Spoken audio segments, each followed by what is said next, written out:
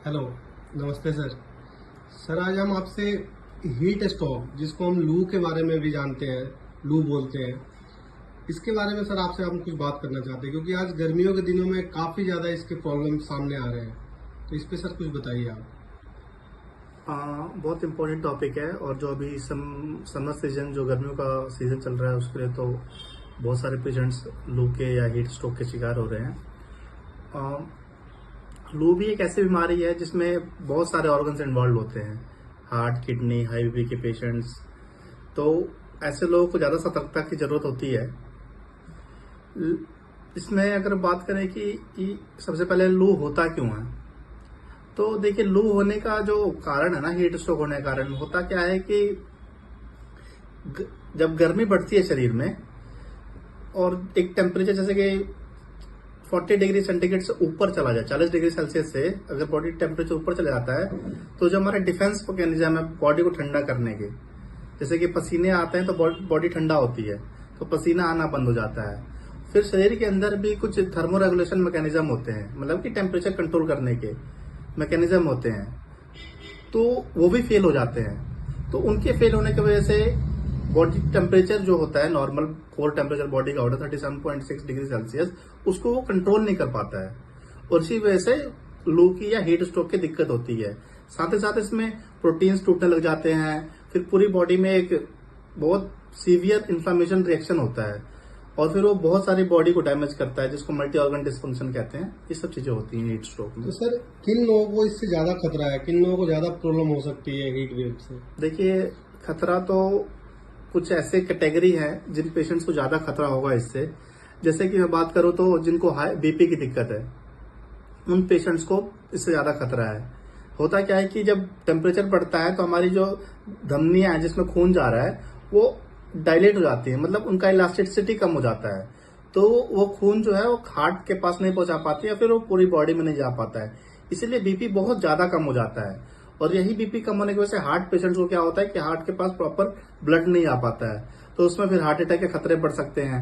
उसी तरीके से डिहाइड्रेशन होने की वजह से किडनी के पास ठीक से वो काम नहीं कर पाता है, उसके पास ब्लड नहीं जा पाता है, तो एक्यूट किडनी इंजरी होने का खतरा बढ़ जाता है। तो किडनी के पेशेंट्स हो गए, हार्ट के पेशेंट्स हो गए, या बीपी के पेशेंट्स हो गए, और डायबिटीज के पेशेंट्स हो गए, ये लोग का ज्यादा रिस्क रहता है। तो इसके लक्षण क्या क्या हो सकते हैं सर? इसके लक्षण के तो मैं बात करूं तो देखो, सबसे पहले तो होगा कि शरीर में गर्मी होगी लेकिन पसीना आना बंद हो जाएगा। बॉडी का अगर थर्मामीटर से टेम्परेचर नापोगे तो लगभग 40 डिग्री सेल्सियस के आसपास दिखाएगा। लोगों को धड़कन तेज हो जाएगी, 120, 130, 100 से ऊपर धड़कन हो जाएगी। लोगों को चक्कर आने लगेगा, कंफ्यूजन होने लगेगा, कुछ लोग को दौरे भी आ सकते हैं, कुछ लोग बेहोश हो सकते हैं, पेशाब आना बंद हो जाएगा। तो ये सब लक्षण है इसके। तो इसके इलाज क्या क्या हो सकते हैं सर? इलाज में अगर बात करें तो सबसे पहले तो, अगर कोई इलाज की बात करने से पहले मैं रिस्क बताना चाहूंगा कि इनको ज्यादा रिस्क है। ठीक है, तो जैसे कि जो खेतों में काम कर रहे हैं, जो आउटसाइड वर्कर्स हैं, जो लेबर का काम कर रहे हैं, मिस्त्री का काम कर रहे हैं, जो कंस्ट्रक्शन वर्क में है, या फिर जो ट्रैफिक पुलिस कर्मी है, इन लोगों को रिस्क बहुत ज्यादा रहता है।